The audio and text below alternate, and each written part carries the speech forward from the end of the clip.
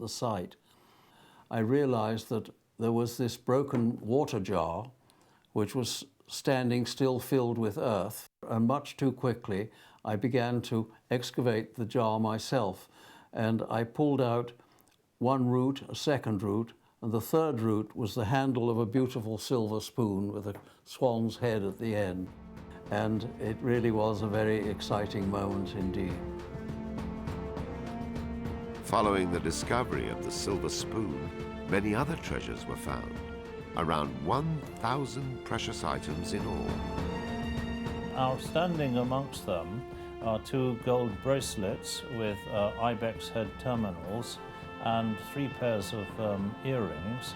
And it's good to have confirmation that there was this valuable jewellery in circulation in the Persian Empire, because we know from the reliefs at Persepolis, from the Apadana reliefs, wonderful items of jewellery were presented to the king by delegations from all around the empire.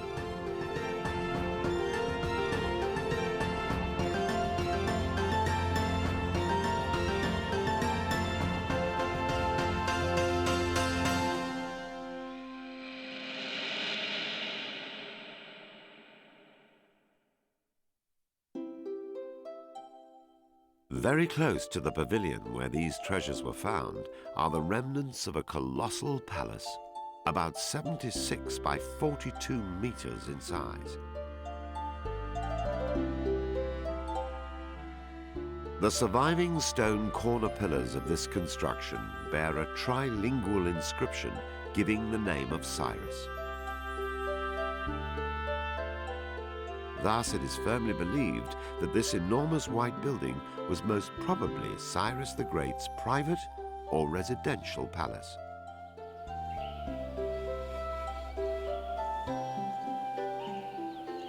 From Hertzfeldt's field notes preserved in the Freer Gallery in Washington, D.C., we know that several fragments of curved painted plaster were found in the innermost private palace of Cyrus at Pasargadae. These fragments are distinguished by running spirals, triangles, and lozenges. Based on these findings, the interior design of Cyrus the Great's residential palace could have looked similar to this reconstruction.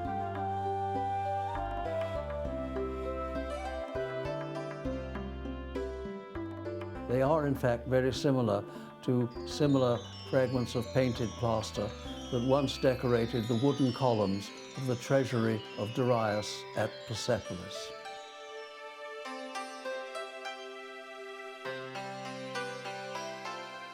Four reliefs once decorated the black limestone vertical jambs of the 2 doorways connecting the central hall with the porticos. A brief trilingual inscription labels the royal figure as Cyrus the Great King and Achaemenid. All the inscriptions in Pasargadae are trilingual, another good indication for the multilingual and multicultural aspect of the empire. Sadly, there are no depictions of the royal family, especially the queen, in the palace. But a rare Achaemenid seal imprint does offer some clues. These seals were used in antiquity to be rolled or to be stamped on various objects, mainly jars and on doors, stamped onto lumps of clay. We try to replicate that here.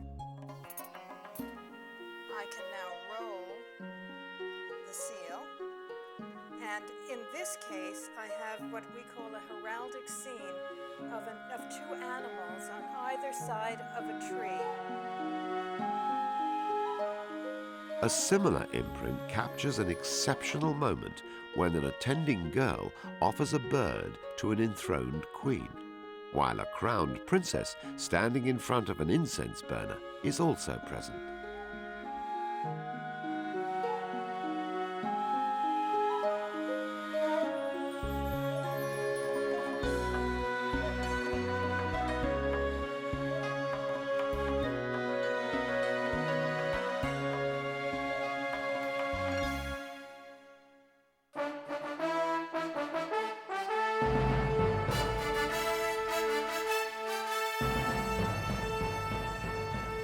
the oldest remains of a royal park in the world.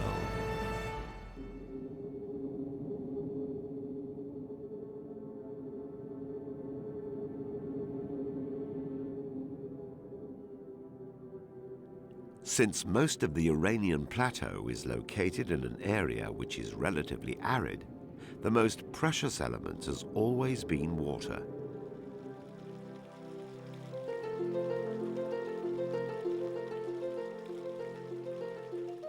A little water and the desert breaks into flower.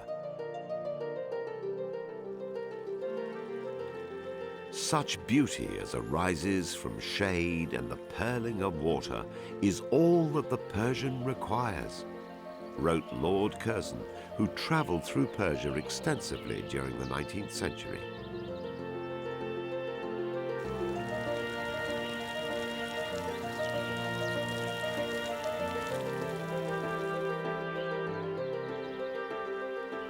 Yet this love story for nature and gardens goes back further through the ages, to the great gardener of Persia, Cyrus.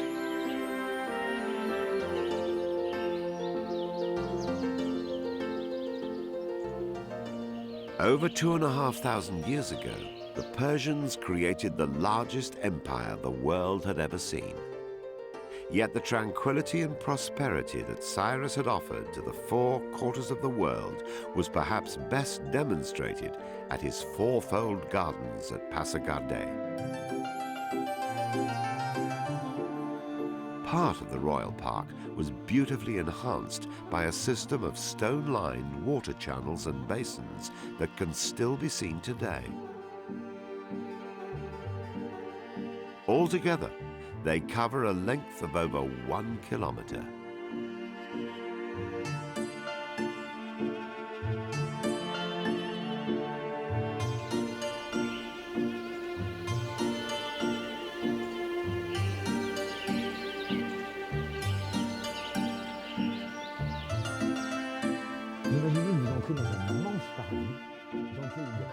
Try to imagine the strong contrast between the arid environment and what has been organized here by Cyrus. You are entering a huge paradise with several verdant gardens. You are surrounded by stone canals with square basins at regular intervals, which are the oldest remains of a formal park so far found in the world.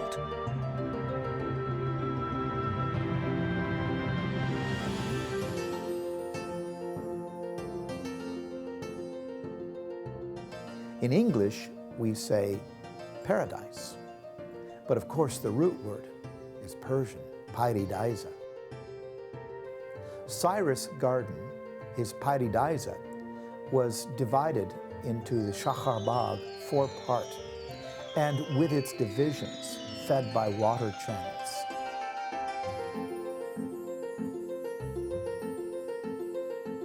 Remains at the site of the residential palace clearly show that the royals and their guests enjoy the invigorating landscape from a special low bench that ran around the main portico, with the throne seat at its center. The central location of the throne seat in the spacious garden portico of the innermost palace at Pasargadae suggests that a long open view ran away from the place of the seat of the king in the portico. Accordingly, the gardens at Pasargadae would appear to document the first known occurrence of the Shaharbagh, or 4-fold garden, a characteristic feature in later garden design, not only in Iran, but also in lands as far away as both Spain and India.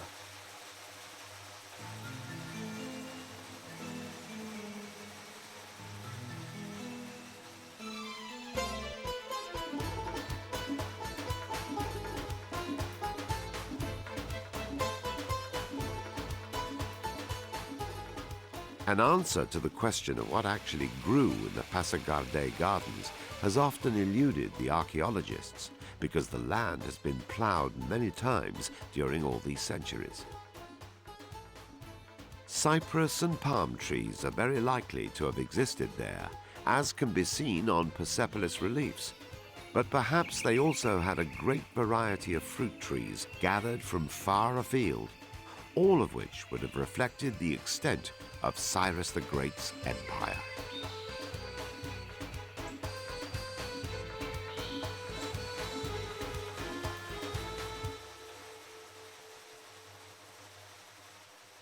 Every visitor who entered the king's paradise at Pasargadae must have felt serenity and admiration.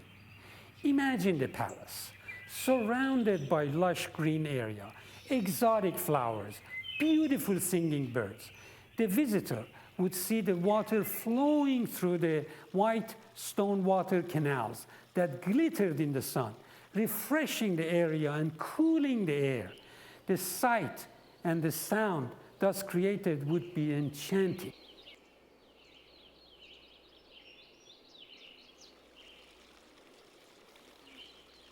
All these things make a garden to be the perfect sensory paradise.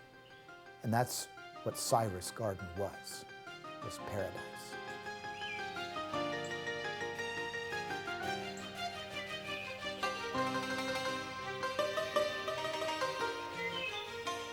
Cyrus the Great's paradisa symbolized paradise on earth, and in a way showed the king's yearning for nature and life itself.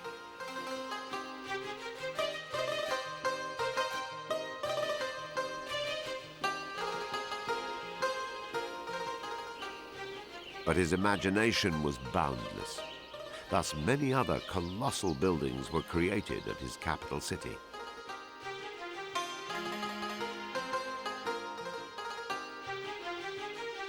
Dominating the northern edge of the palace area, for example, is a tall stone tower that ascends to a height of 14 meters. Unfortunately, it is severely damaged.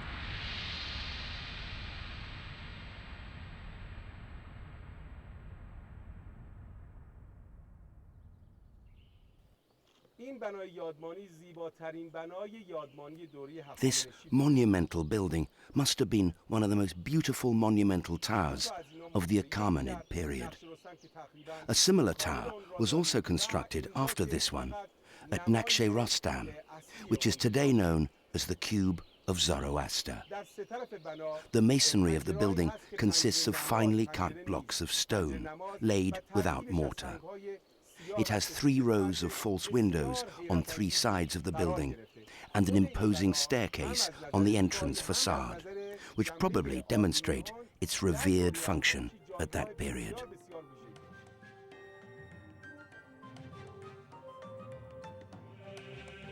The tower's function is unknown.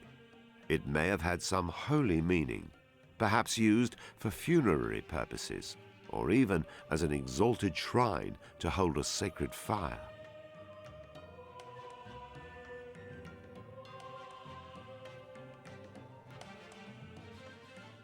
Close to the tower is the sacred precinct, marked by the presence of 2 stone plinths, which were probably used by Cyrus for worship.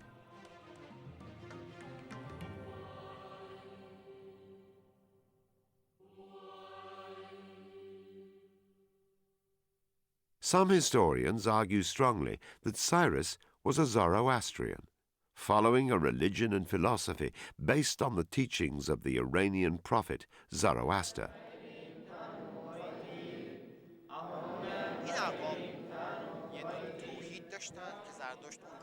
They worship one God,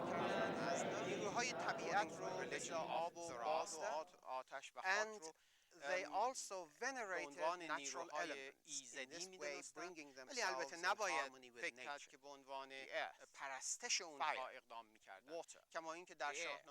But one mustn't imagine that they were fire worshippers, for example. In the book of the King, composed thousands of years ago, we hear admonishes us.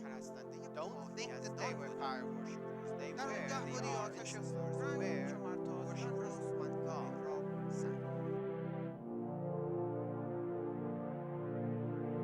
Whatever his religious beliefs may have been, Cyrus the Great, this true Prince of Persia, appears to have initiated a general policy of permitting religious freedom throughout his dominion. The best source that depicts this tolerant character is the Old Testament. Cyrus mentioned 22 times in the Hebrew Bible, 15 times in Ezra, 2 times in Chronicles, 2 times in 2nd Isaiah, and 3 times in the book of Daniel. The picture of Cyrus in the Bible really is extraordinary, who is regarded in Jewish tradition as this wise, ideal king, as this savior figure, as great a king as King Solomon, for example. Interestingly, at Pasargadae, this great stone platform is today known as the throne of the Mother of Solomon.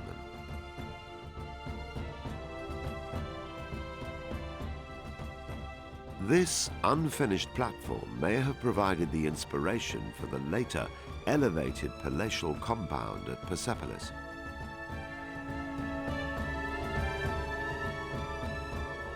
The buildings that were created here, however, may be associated with the storehouse mentioned on clay tablets discovered at Persepolis.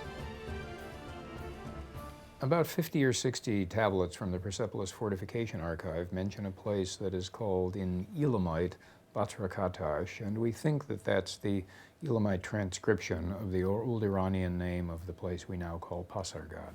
It's a place that supervises reasonably large squads of workers in the region around Pasargad, and in addition to getting ordinary rations, some of them get supplementary rations for nursing mothers. They get extra pay in the period immediately after which they have had children.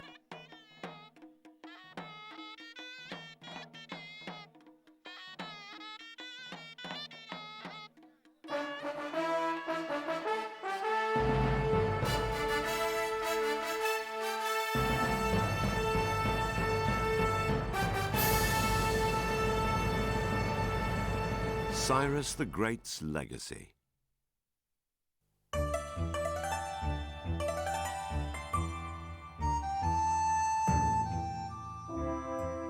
Cyrus died in 530 BC.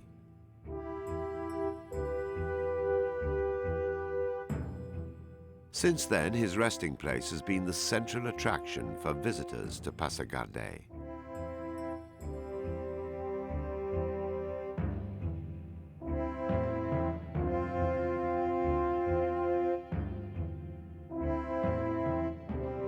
At Pasargadae, Cyrus the Great set the high standards of design and execution for Achaemenid art and architecture.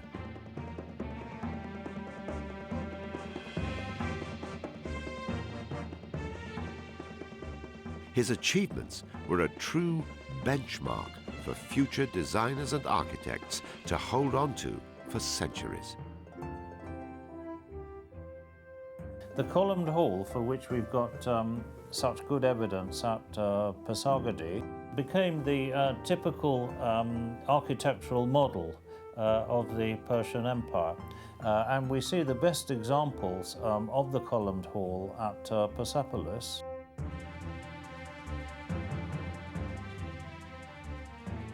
We also see columned halls at Susa. We know they existed at Hamadan.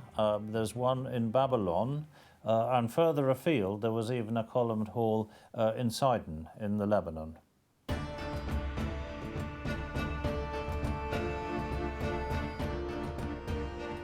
Even after his death, Cyrus the Great's vision lived on.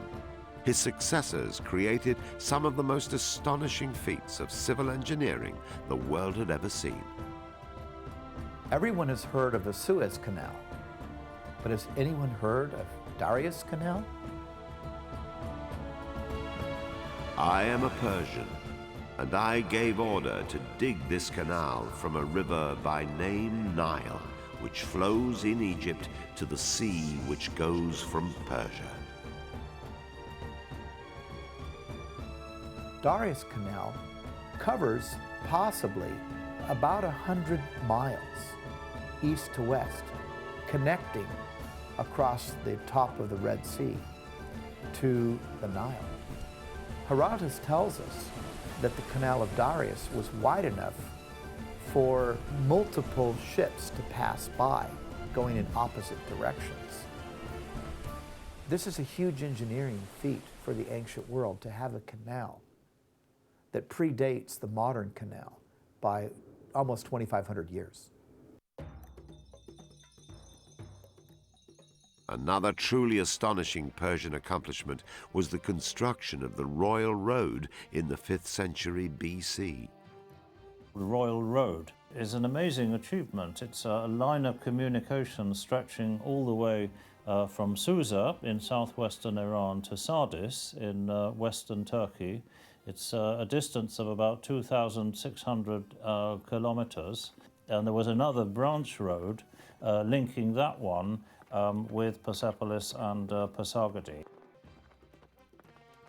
We're told by Herodotus that there were post horses on this road. In other words, at regular intervals along the road, it was possible for messengers to change horses, so they could traverse the road very quickly and messages could be taken along the road at high speed.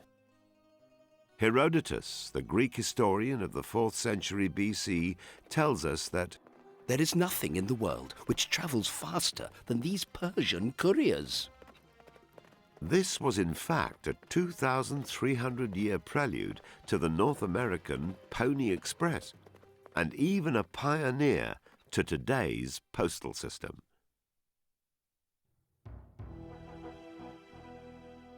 But Cyrus the Great's most significant legacy was the empire itself.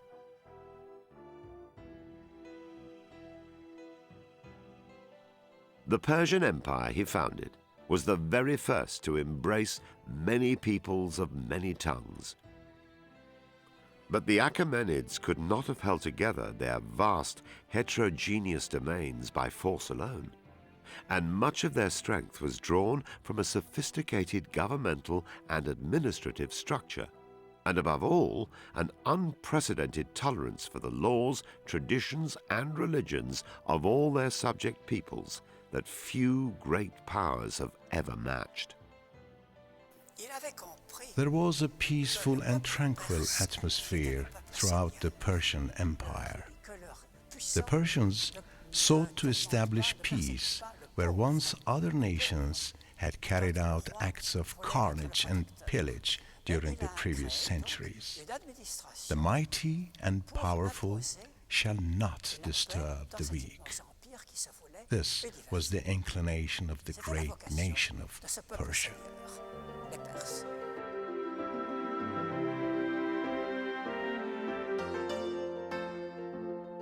Cyrus the Great's bequest of religious freedom and tolerance was not forgotten. And Xenophon's book about Cyrus, entitled Cyropedia, inspired future generations of world leaders, from Alexander the Great to Thomas Jefferson.